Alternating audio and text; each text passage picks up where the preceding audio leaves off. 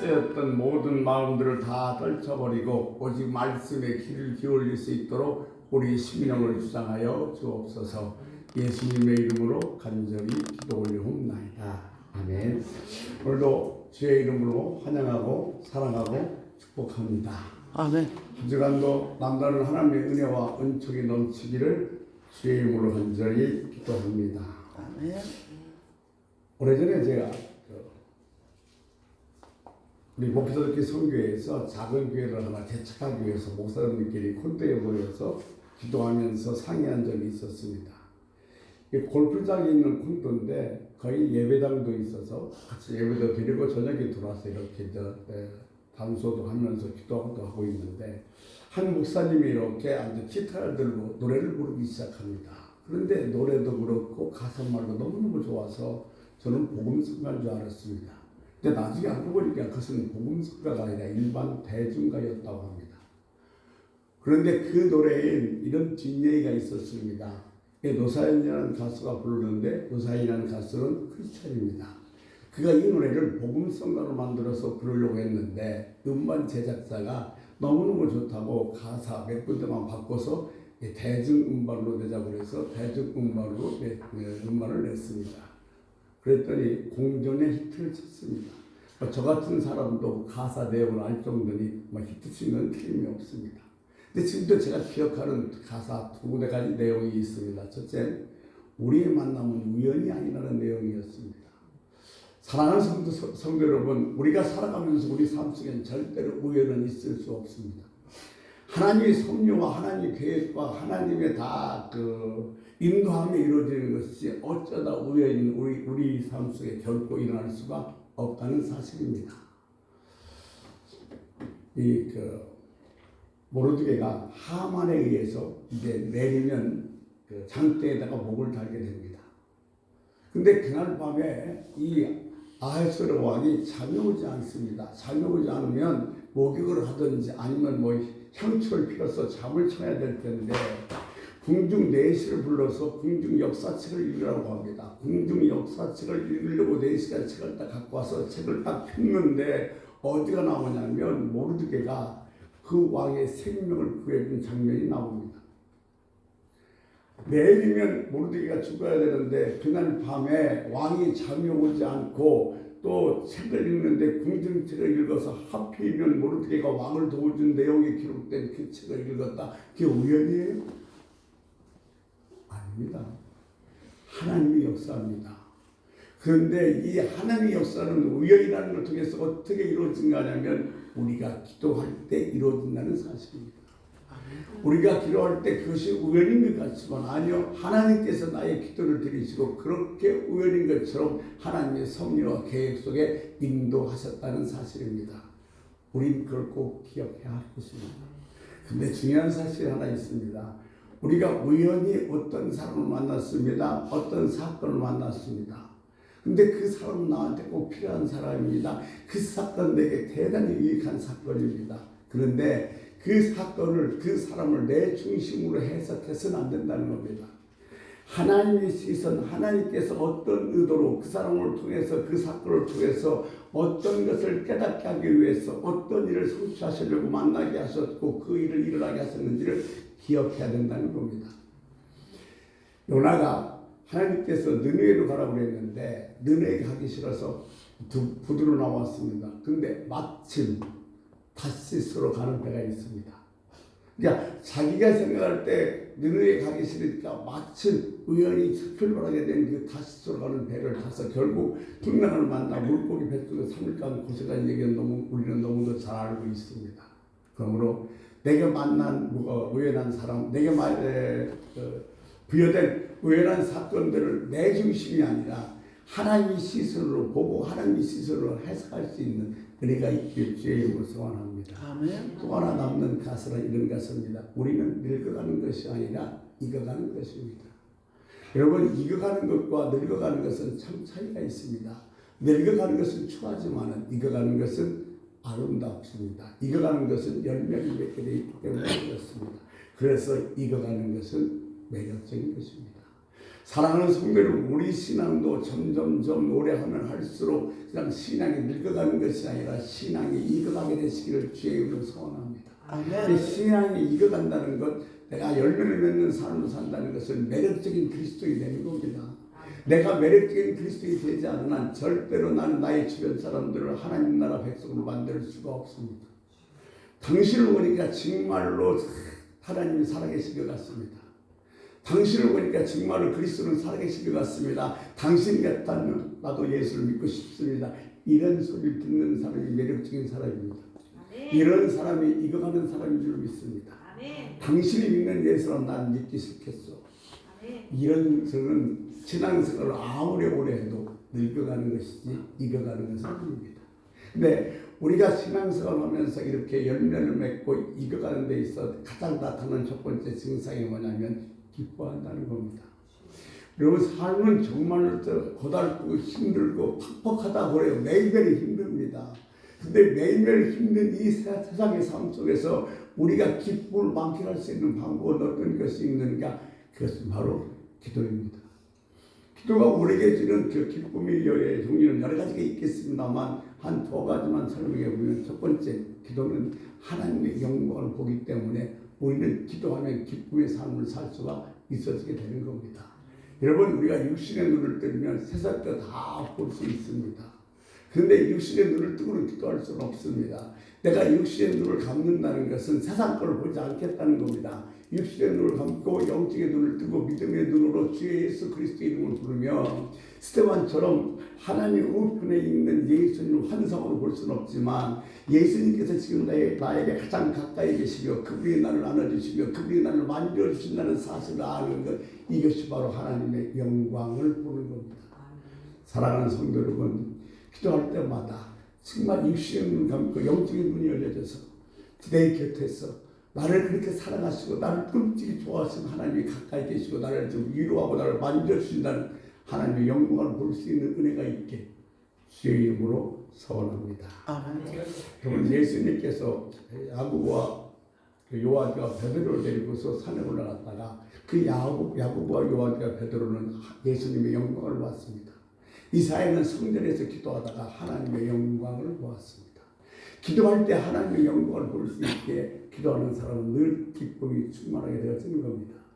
또 하나 기도하는 사람이 기뻐할 수 있었던 것은 약속을 꼭 붙드는 축복을 누리기 때문에 그렇습니다.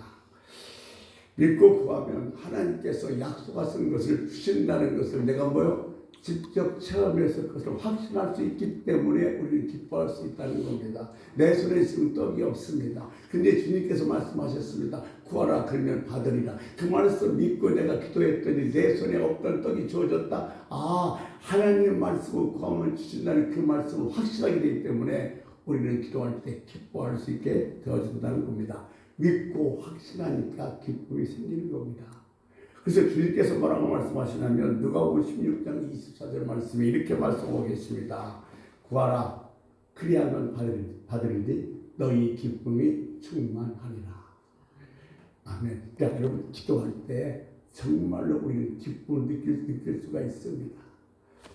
기도할 때마다 주의 주신 기쁨을 누릴 수 있는 복된 여러분 되시기를 주의 이름으로 소원합니다. 아멘. 성경은 66권으로 되어 있습니다. 딱 한 권입니다. 그런데 각 권마다 뭐냐면 핵심이 되는 구절이 있습니다. 중심 구절이 있습니다.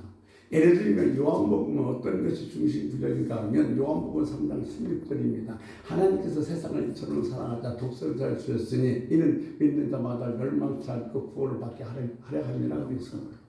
그러면 예를 들어서 로마서의 핵심은 어디냐? 로마서 1장 16절에서 19절입니다. 내가 복음을 부끄러워하지 않으면 이 복음을 모든 믿는 자에게 구원을 주는 하나님의 능력이 됩니다. 라는 말씀이 핵심 구절입니다.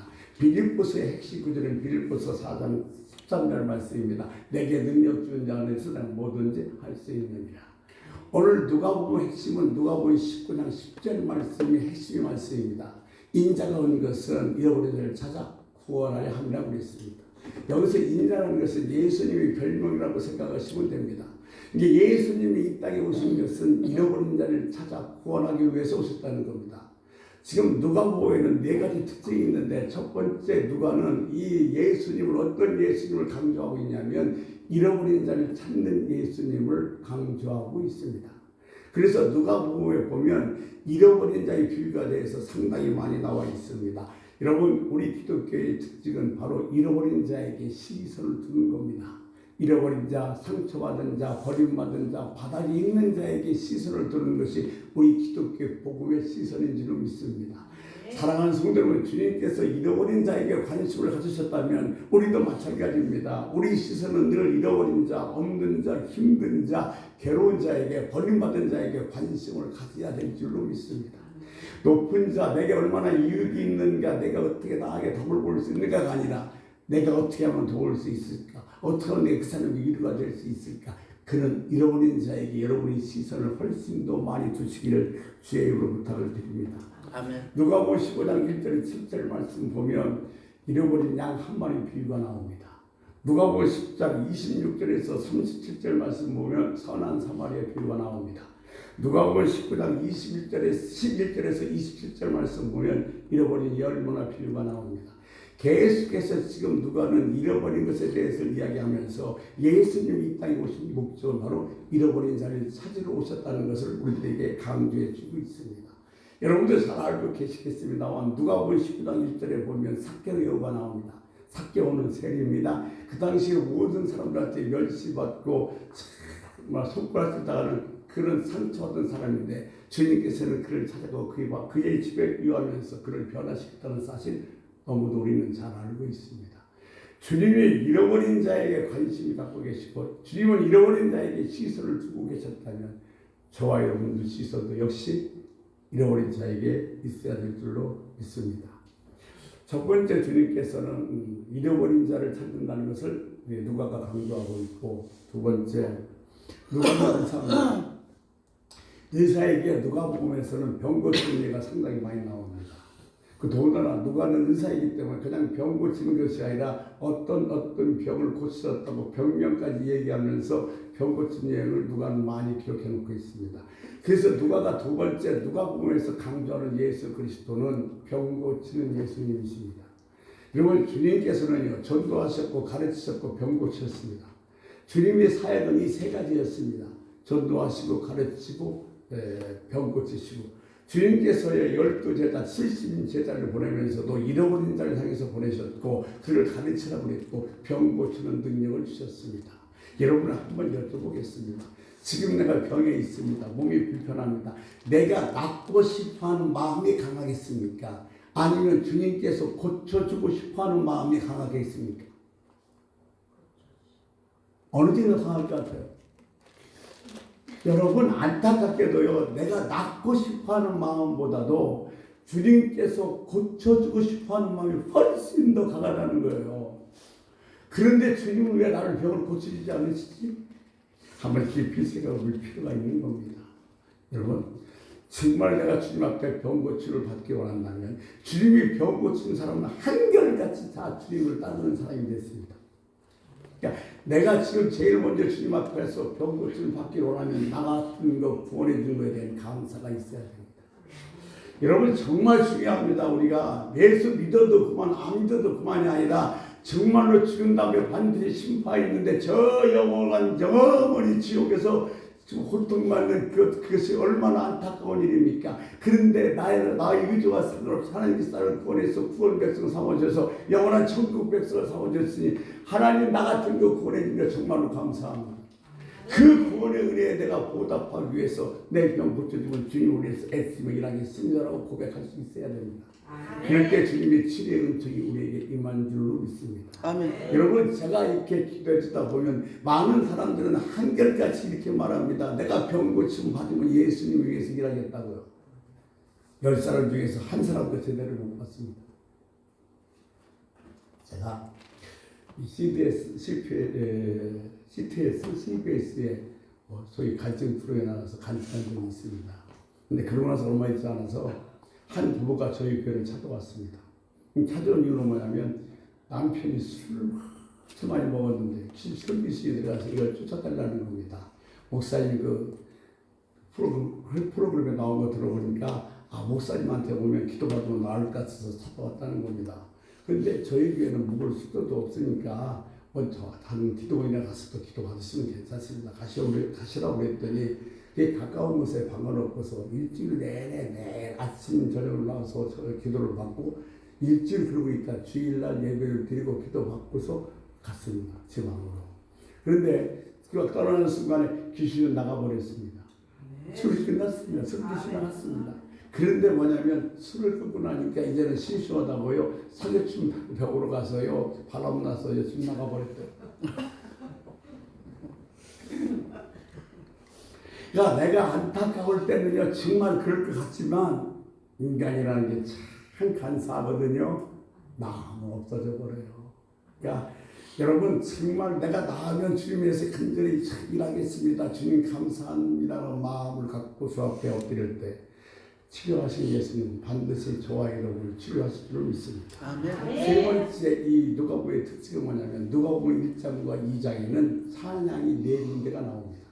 그래서 누가복음을 뭐라고 얘기하냐면 찬양복음이라고 얘기하고 있습니다. 누가복음 1장 46절의 말씀에 보면 마리아의 찬양이 나오고 누가복음 1장 64절에 보면 스가랴의 찬양이 나오고 누가복음 2장 13절 말씀에 보면 천사들이 찬양이 나오고 2장 28절 말씀 보면 시므의 찬양이 나옵니다. 그러니까 1, 2장의 찬양이 네 번이 나와서 앞서 말씀드린 것처럼 누가복음을 찬양복음이라고 이야기하는 사람도 많이 있습니다. 시편에 보면 시편 기자는 이렇게 얘기하고 있습니다. 찬양받으시기에 합당하신 하나님을 찬양하고 있습니다. 지금 누가는 이 네 편의 찬양을 통해서 찬양받으시기에 합당하신 예수님을 소개하고 있습니다. 사랑하는 성도 여러분, 예수님은 찬양받으시기에 합당하신 분인 줄 믿습니다. 우리가 찬양 부르는데 내 감정도 중요합니다. 그러나 내 감정보다 더 중요한 것은 이 찬양은 내가 좋아서, 내가 기뻐서, 내가 슬퍼서 부르는 찬양이기보다는 하나님께 드리는 예물이라는 사실을 결코 잊어서는 안 된다는 사실입니다. 여러분 시편 기자는 얘기하고 있습니다. 뿌리 달리고 금이 갈려진 황소보다도 찬양하는 걸 더 기뻐 받으신다고요. 그러니까 내가 찬양 부를 때마다 하나님께 드려지는 아름다운 예물인 줄 알고 하나님께 예물을 드리는 그런 마음으로 찬양 부르시기를 주의로 부탁을 드립니다. 제가요 이 집회 나갈 때는 설교를 좀 오래 하면 이 사회부의 목사님이 이렇게 얘기합니다. 찬송가 438장 1절과 4절 부른 다음에 속도로 예배 마치겠습니다. 그럼 저는 막 뭐라고 했어요. 찬양이 하나님께 드리는 예물인데 대가리하고 꽁지만 드리고 가운데를 빼버리겠다는 얘기인가?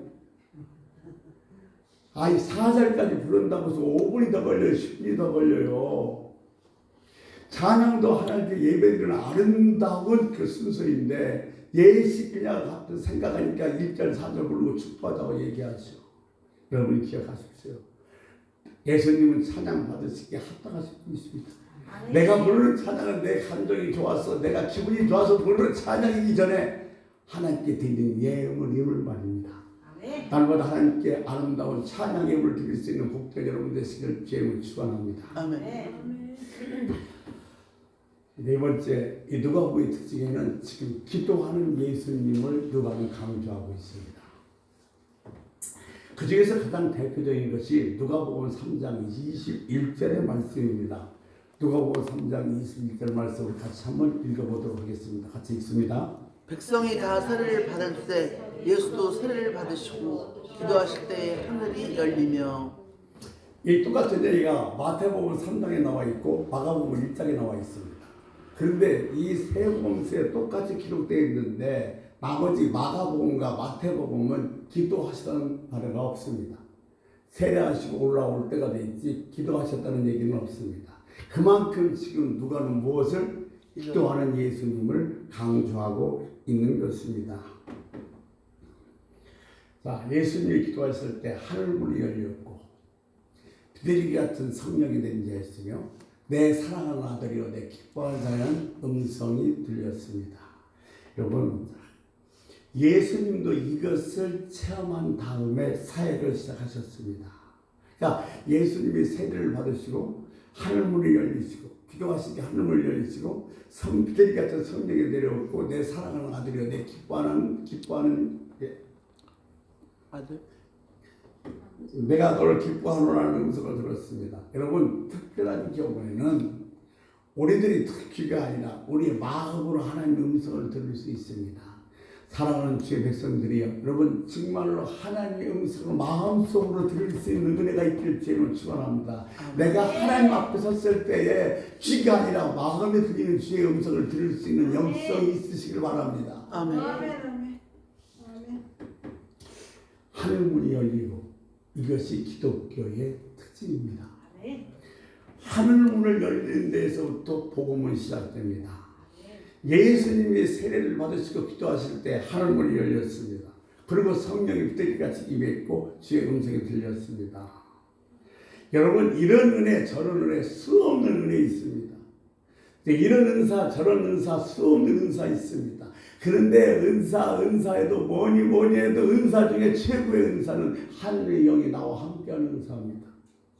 여러분, 하나님의 영이 나와 함께 하시는데 내가 무엇이 두렵고, 하나님의 영이 나와 함께 하시는데 무엇이 안타깝고, 하나님의 영이 나와 함께 하시는데 뭐가 부족하겠습니까?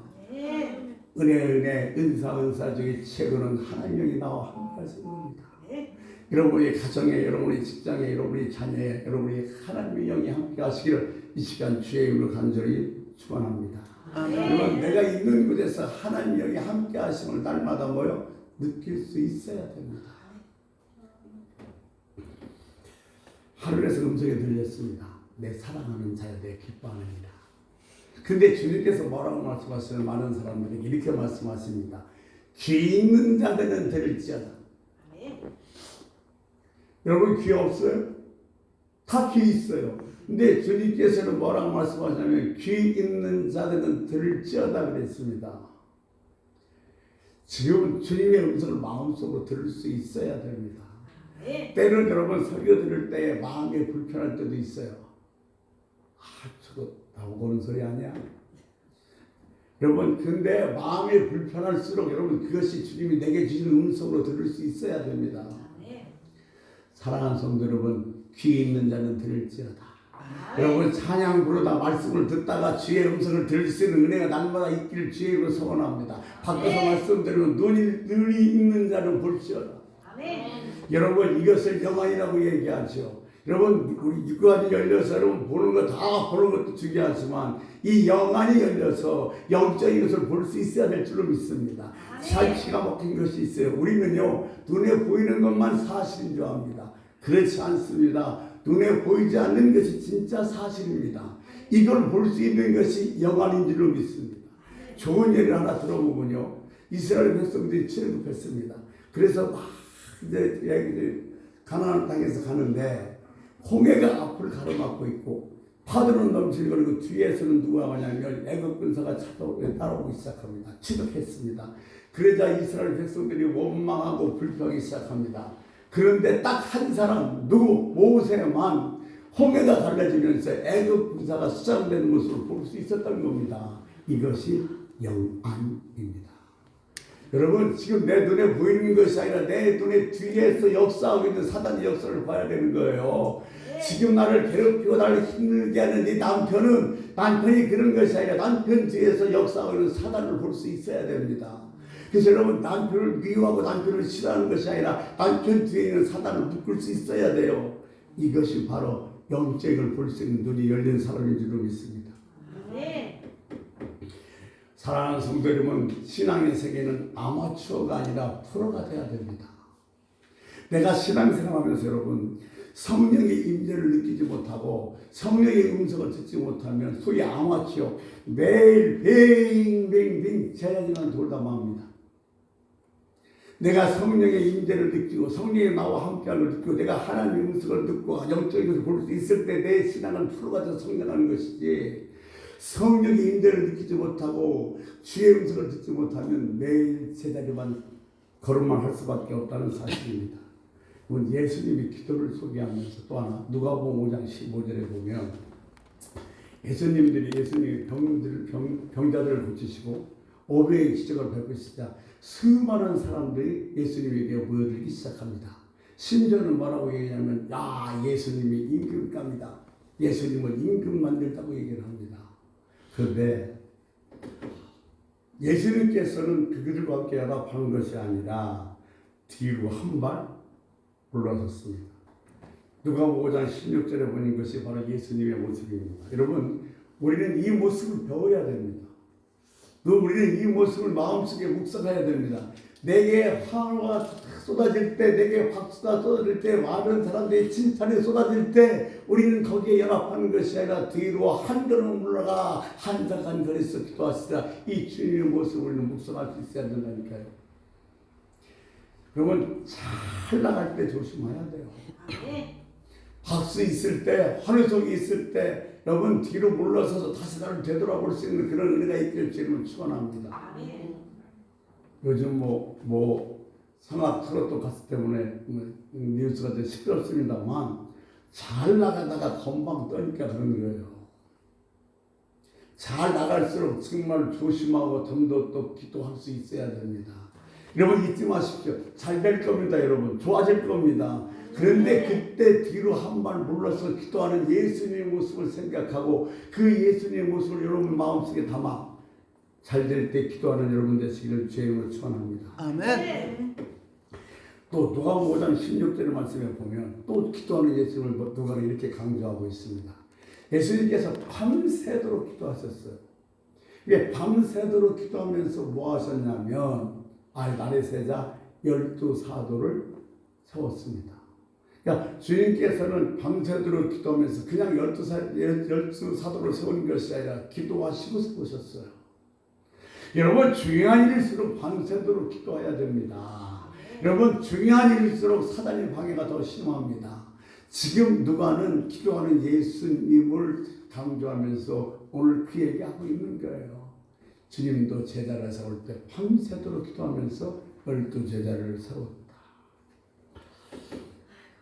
왜 그런가 하냐면 예수님이 기도를 강조하는 중에서 가장 중요한 상이 누가복음 11장입니다. 그래서 누가복음 11장을 뭐라고 하냐면 소위 기도장이라고도 이 얘기를 합니다. 기도에 대해서 가장 집중적으로 쓰고 있는 것이 누가복음 11장입니다.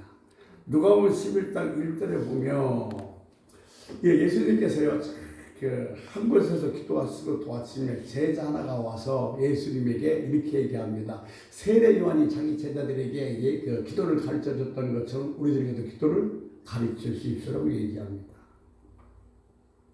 예수님께서 한적한 곳에서 기도하고 나오신 다음입니다. 예수님이 기도하고 계실 때 그들은 어영부영하고 있다가 예수님이 일단 기도하고 돌아오시기 우리에게 기도를 가르쳐 주옵소서라고 그랬습니다. 근데 누가복음 11장을 기도의 학교라고 얘기하는데 기도를 가르치고 기도를 배우기 때문에 그랬습니다. 누가복음 11장 2절에 보면 기도하는 방식을 가르쳐 준 겁니다. 그것이 바로 방신하면서 기도의 정신, 기도의 내용입니다. 그리고 이루어지는 것이 주기도문입니다. 그러니까 주기도문은 바로 기도의 정신, 기도의 내용이 기도의 기준이 바로 주님이 가르쳐 주신 주기도문, 주님이 하신 기도인 것입니다. 그러니까 여러분, 우리는 그런 정신, 그런 자세, 그런 마음의 태도로 기도하라는 겁니다. 그러면서 기도의 그 정신을 뭐라고 얘기하냐면 누가복음 11장 5절에서 8절 말씀에 기도의 끈질긴 자세를 얘기하고 있습니다. 기도의 정신, 기도의 내용, 주기도문에서 얘기하고 있고 정말 중요한 기도의 정신은 뭐냐면 끈질기게 기도하라는 겁니다. 여러분, 우리 국내 개 중에서 가장 비싸고 좋은 개가 혹시 뭔지 아십니까? 통상 진돗개죠. 근데 이 진돗개의 특징은 한 번 물으면 안 놉니다. 여러분 진돗개처럼 우리도 기도 제목 하나 딱 물으면 놓지 말아야 됩니다. 끈질기게 흔들어대야죠. 그게 누굽니까? 밤중에 찾아온 친구입니다. 이래는요 날씨가 더우니까 낮에는 여행을 못하고 밤에 여행을 합니다. 이제 밤늦게 도착해서 먹을 것이 없습니다. 그래서 먹을 것이 있을 것 같은 친구 집에 찾아가서 문을 두드리면서 떡 3덩어리만 달라고 얘기합니다. 야 친구야 배고프다 떡 3덩어리만 다오 그러자 친구가 뭐라고 하냐면 우리 다 잠자리에 넣었으니 일어날 수가 없으니 그냥 가라고 못 주겠다고 그럽니다. 그런데도 계속해서 친구야 떡 좀 나오 친구야 떡 좀 나오 떡 좀 나오 그러니까 나중에 8절에 뭐라고 얘기하냐면 내가 너에게 떡을 주는 것은 친구이기 때문에 주는 것이 아니라 너의 간청 때문에 준다고 얘기하고 있어요. 너랑 나는 친구니까 내가 너한테 지금 떡을 주는 게 아니라 네가 하도 못 살게 주님께 준다는 거예요. 이것이 끈질긴 기도인 것입니다. 여러분, 기도는 그런 정신을 해야 됩니다. 하나님과 응답하지 않으시면 안 갈래요. 이렇게 물고 늘어질 때 하나님께서 응답하신 줄 믿습니다. 내 몫을 걸고 해야 됩니다. 오래전 얘기인데 이런 얘기가 있었어요. 이 바닷가에 사는 집사님 하나가 좀 돈 좀 잘 벌고 싶은데 좋은 아이디어가 하나 생각났습니다. 트럭 하나를 사서 바닷가니까 생선을 말려 가다가 팔고, 도시에 나가서 생선을 팔고 도시에서 생필품, 비누나 치약이나 이런 걸 사와서 팔으면 장사가 잘 될 것 같습니다. 그래서 하나님 앞에 나와서 특별 기도 제목을 놓고 기도하기 시작합니다. 하나님! 트럭 한 대, 1톤 트럭 한 대만 주시옵소서 기도합니다. 그러면서 시간이 좀 흘렀습니다. 그래서 이제 목사님이 좀 여쭤봤어요. 지금 집사님 그 기도 제목 지금도 갖고 있어요? 그랬더니 아니 목사님 내가 무슨 특별 기도 제목 없는데요? 그래서 목사님 말합니다. 아 그럼 트럭 생기셨어요? 아니요. 아니 트럭 필요하다며요. 예, 마누라보다 더 필요합니다. 그런데 본인도 잃어버렸는데 하나님께서 응답하시겠어요? 여러분 하다 말다가 아니라 기도를 시작했으면 진돗개처럼 끝까지 물고 늘어져야 되는 거예요. 언제까지? 응답받을 때까지. 아멘. 이것이 기도의 정신인 줄 믿습니다. 아멘. 사랑하는 성도들 절대로 기도하다 포기하지 마세요. 아멘. 반드시 주신다고 그랬는데 왜 오늘 다 왔는데 포기합니까?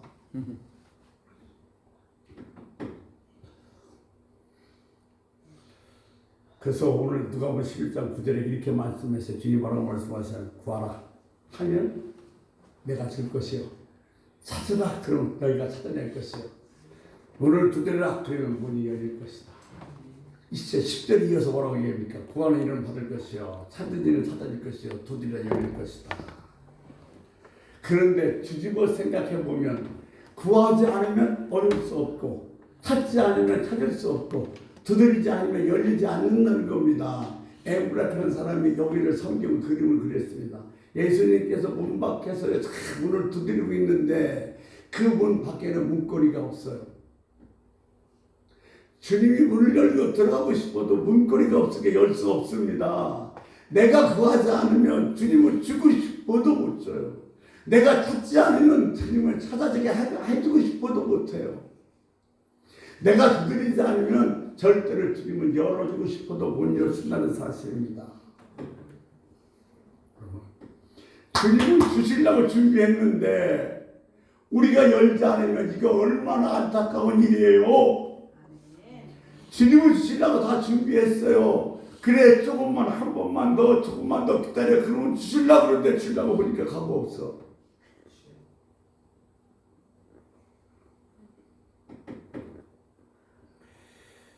가만히 생각하면서 성령의 감동으로 말미암아 내 삶을 통해서 하나님께서 꼭 이루셔야 해야 될 것, 꼭 이루고 싶어하는 것은 무엇일까를 생각하고 그것을 붙잡고 기도의 자리에서 끈질기게 기도할 수 있는 은혜가 있기를 주님을 소원합니다.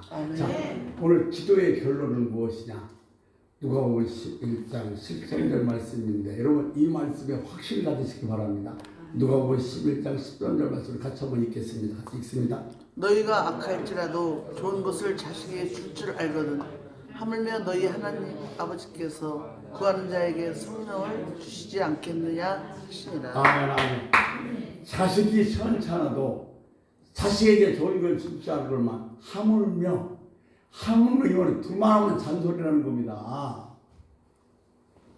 하나님께서 구하는 자에게 성령을 주시지 않겠느냐, 구하는 자에게 응답하지 않겠느냐, 구하는 자에게 주시지 않겠느냐는 겁니다. 이 말씀을 약속의 말씀으로 받으시기 바랍니다. 아멘. 사랑하는 성도 여러분, 오늘 구하라 그러면 주실 것이요, 찾으라 그러면 찾을 것이요, 두드리라 그러면 열릴 것이라는 것을 주님께서 오늘 내게 주시는 약속의 말씀으로 받으시기 바랍니다. 아멘. 하나님이 내게 주신 약속이야. 이 약속은 반드시 이루어져. 그렇게 받을 수 있게 되시기를 주의 이름으로 소원합니다. 앞서 말씀드린 것처럼 주님이 응답해 주시고 싶은 마음이 더 크겠습니까? 내가 응답받고 싶은 마음이 더 크겠습니까? 여러분, 안타깝게도 내가 응답받고 싶은 마음이 더 큰 것 같지만 주님이 응답해 주고 싶은 마음이 더 강하다는 겁니다. 주님은 저와 여러분의 기도를 들으시고 응답해 주시기 위해서 안달이 났어요. 안달이 나셨어요. 견디게 기도하십시오. 아멘. 여러분, 두드려라 열릴 것이다. 찾으라 찾아질 것이다. 구하라 얻을 것이다. 이 말씀 부여잡고 하나님 내게 주신 약속의 말씀을 부여잡고 여러분 확신을 가지고 기도의 자리에 서서 날마다 응답받는 복된 여러분 되시기를 주님으로 축원합니다. 아멘. 오늘 주님 구하라 그러면 주실 것이요 찾으라 그러면 찾아질 것이요 두드리라 열릴 것이다. 이 말씀을 내게 주신 약속의 말씀을 받고 나는 이 말씀을 붙들고 날마다 주 앞에 기도하겠다고 이렇게 결단하는 마음으로 주의 한번 부르고 통성으로 기도하시다가 자연스럽게 마무리하겠습니다. 주의 한번 부르시겠습니다. 주여! 살아요.